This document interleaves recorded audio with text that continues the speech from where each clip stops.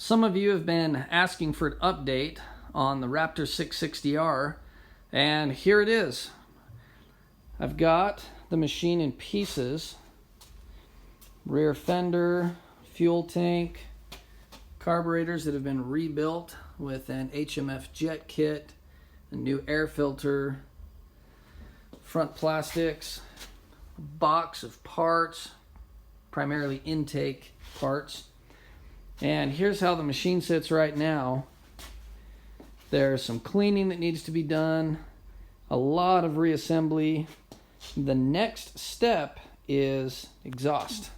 So this whole stock exhaust that's been all hacked up by a previous owner is going to be replaced with the brand new HMF exhaust.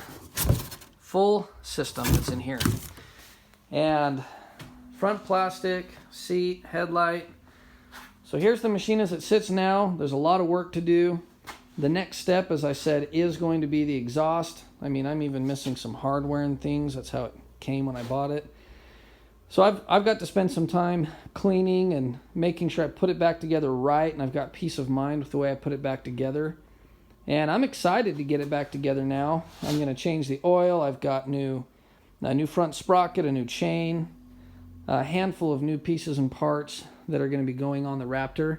And I'm excited to get it back together and try it out, see how it feels and sounds with the jet kit and the new exhaust, and just be able to get some seat time on it again. So there's an update for you. If you're interested in seeing the exhaust installation, I will be publishing a video of that coming up here shortly.